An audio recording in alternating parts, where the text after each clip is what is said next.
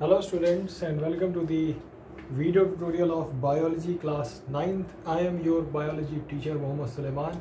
Today we are going to discuss about the chapter the fundamental unit of life, that is cell. In this chapter previously we have discussed about different types of cell organelles. First of all we have discussed about the cell, what different types of cell, shapes of cell, what is cytoplasm, okay, protoplasm, different types of cell organelles. Now students, we are going to talk about the last cell organelle, that is nucleus, which is the one of the most important cell organelle of the cell. Nucleus is also known as CPU, यानी कि central processing unit of the cell, because it control all the activities of the cell. इसके functions के बारे में we will discuss it later, but first of all we would like to discuss the nucleus is made up of how many things. So basically a nucleus, a general nucleus of a cell is made up of three things, that is nuclear membrane, nucleolus and chromosomes. Nuclear membrane is the membrane, the layer around the central portion of a cell that covers whole nucleus.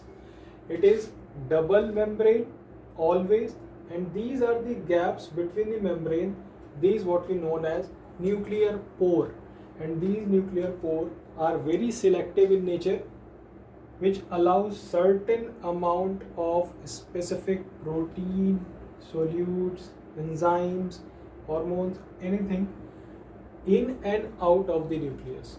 Okay students, तो ये बहुत ही ज़्यादा selective होते हैं ये pores, ऐसे जो दिख रहे हैं आपको, ये आपको यहाँ पर ऐसे मैंने ओपन करके दिखाया है सो दैट आप ये समझ सको कि यहाँ पर जो न्यूक्लियर मेम्ब्रेन है, डबल मेम्ब्रेन बाउंडेड जो स्ट्रक्चर है, यहाँ पर कुछ ना कुछ ऐसा गार्ड टाइप का ज़रूर होता है जो हमेशा ये मॉनिटर करता है कि क्या चीज़ अंदर आ रही है और क्या चीज़ बाहर जा रही है। ओके, अब हम बात करते हैं इसके अंदर न्यूक्लियोलस की। तो ये जो सेंट्रल रेड पोर्शन आप देख रहे हो, डेंस पोर्शन जिसके चारों तरफ कोई मेम्ब्रेन नहीं है, this is what we called nucleolus. ये सेंट्रल पोर्शन न्यूक्लियस के अंदर होता है।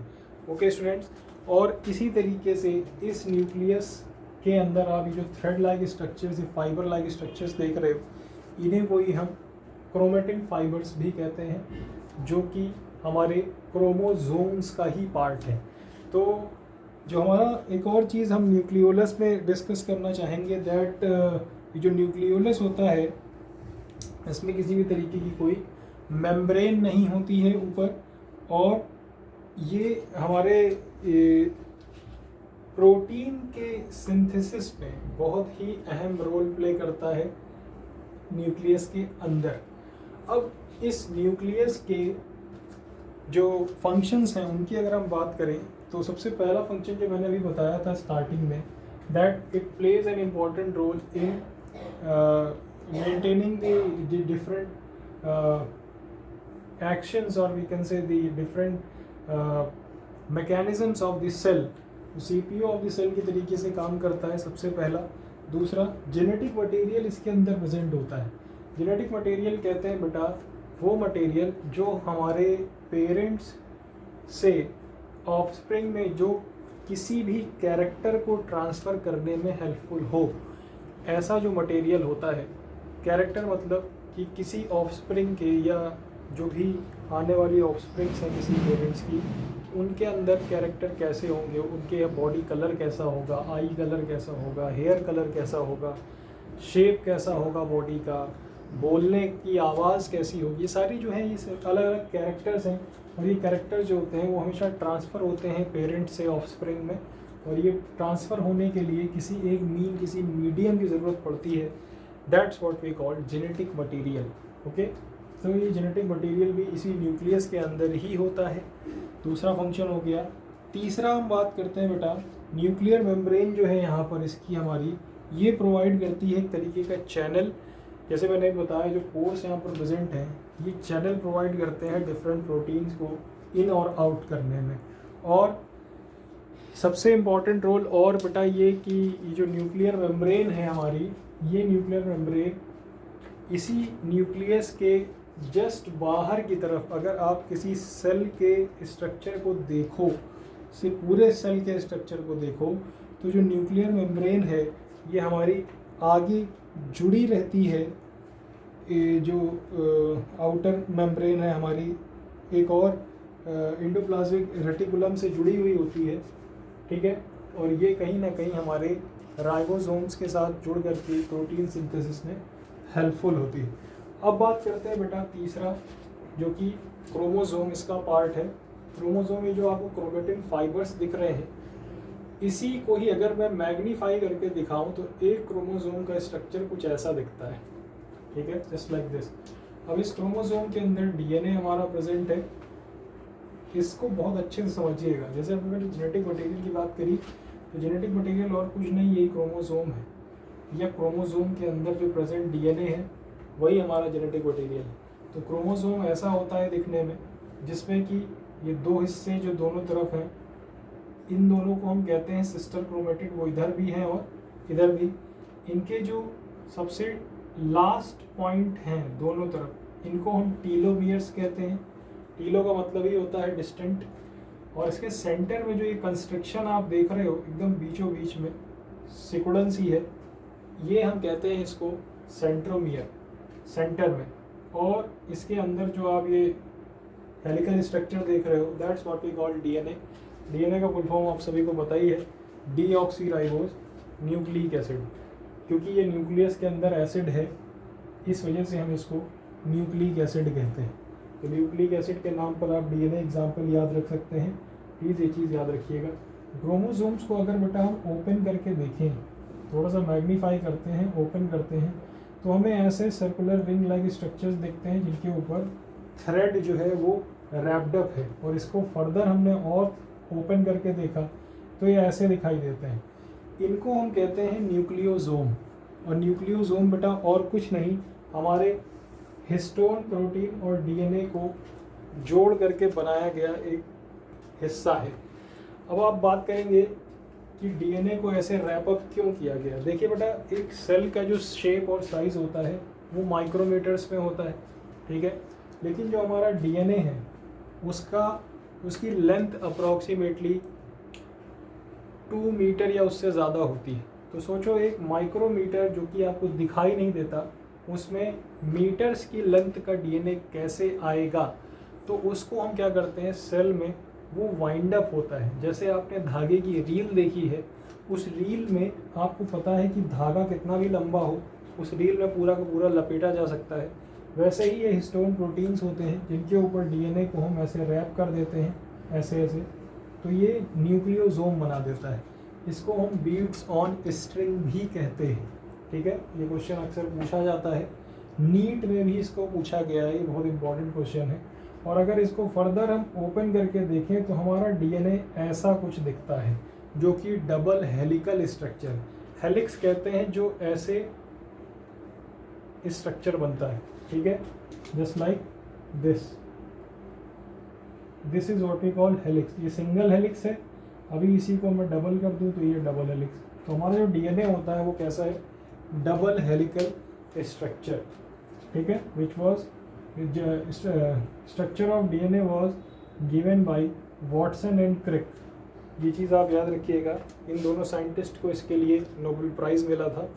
इन्होंने बताया था कि डीएनए का स्ट्रक्चर कैसा होता है। तो ये हमने बात कर ली न्यूक्लियस के अंदर उसके पार्ट्स, और क्रोमोसोम और उसके अंदर डीएनए की। नाउ स्टूडेंट्स, हम आगे जो टॉपिक है हमारा उसके बारे में बात करेंगे। लेकिन सबसे पहले इस क्रोमोसोम के बारे में जो मैंने अभी आपको बताया है, ये सारी चीज़ें आप प्लीज़ याद रखिएगा, ठीक है, ये इम्पॉर्टेंट पार्ट है। अब सेल डिवीज़न की अगर हम बात करें, ये लास्ट टॉपिक है आपका। उसके पहले हम सेल साइकिल की बात करते हैं। देखिए, आपको पता है कि आपने सेल थ्योरी पढ़ी है कि new sales arises from pre existing cells, okay. तो प्री एग्जिस्टिंग सेल से नए सेल बनते हैं, ये आप सभी को पता है। कैसे बनते हैं ये नहीं पता है, तो इसके बारे में मैं आपको थोड़ी सी डिटेल दूंगा, जनरल डिटेल। बहुत ज़्यादा डिटेल मैं आपको इसलिए नहीं दे रहा क्योंकि you will going to read about this cell cycle in 11th class. पूरा का पूरा एक चैप्टर आपको मिलेगा जिसमें आप सेल साइकिल को फुल डिटेल में पढ़ोगे। अभी मैं आपको एक जनरल आइडिया दे रहा हूँ कि एक सेल जो होता है वो साइक्लिक रिपीटेटिव इवेंट में जाता है जिसको हम सेल साइकिल कहते हैं, जिसके थ्रू एक सेल से दो सेल बन जाते हैं। ये कैसे होता है इसको हम देखेंगे। देखिए सेल साइकिल जो है वो बेसिकली 4 हिस्सों में डिवाइडेड है। सबसे पहला है G1 फेज, जिसको हम फर्स्ट ग्रोथ फेज भी कहते हैं। दूसरा है S फेज यानी कि सिंथेसिस फेज। तीसरा है सेकंड ग्रोथ फेज या फिर G2 फेज। और चौथा है M फेज, जिसको हम माइटोटिक फेज भी कहते हैं। ठीक है स्टूडेंट्स, तो ये 4 हिस्सों में हमारा सेल साइकिल डिवाइडेड होता है। तो सबसे पहला जो हमारा G1 फेज है या फर्स्ट ग्रोथ फेज है, जहाँ पर हमारे सेल डिवीज़न के लिए अपने आप को स्टार्ट करता है, प्रिपेयर करता है, तो वहाँ पर प्रोटीन की सिंथेसिस खूब ज़्यादा होती है। आरएनए खूब अच्छे से काम करते हैं, नए नए प्रोटीन बनते हैं। अब प्रोटीन क्यों बनेगा? क्योंकि बेटा याद रखिए, protein is the only nutrient which is helpful in formation of new sales. इसीलिए आपकी ग्रोथ के टाइम पर आपको प्रोटीन जितना ज़्यादा खिलाया जाता है, आपकी ग्रोथ उतनी अच्छी होती है। इसका सबसे अच्छा एग्जांपल है, आप बॉडी बिल्डर्स को देखिए, वो प्रोटीन डाइट बहुत ज़्यादा लेते हैं, तभी उनकी मसल ग्रोथ होती है ना। तो मसल ग्रोथ जो आपको दिखाई देती है वो और कुछ नहीं, नंबर ऑफ़ सेल्स का बढ़ना है। और नंबर ऑफ़ सेल तभी बढ़ेंगे जब आपकी बॉडी में प्रोटीन ज़्यादा होगा। तो सबसे पहले जब सेल डिवाइड होने के लिए तैयार होती है तो उसमें पहला फेज़ जो आता है वो आता है G1 फेज़, जिसमें प्रोटीन का सिंथेसिस होता है। दूसरा फेज़ आता है बेटा S फेज़, जिसमें जो सेल के अंदर क्रोमोसोम प्रेजेंट है यानी कि डीएनए प्रेजेंट है, वो डीएनए रेप्लिकेट होता है। रेप्लिका का मतलब होता है कॉपी होना। एक डीएनए से 2 डीएनए का बनना, एक से डबल हो जाना, उसको हम कहते हैं डीएनए रेप्लिकेशन। इसको कहते हैं सिंथेसिस फेज, क्योंकि यहाँ पर डीएनए सिंथेसाइज हो रहा है, बन रहा है।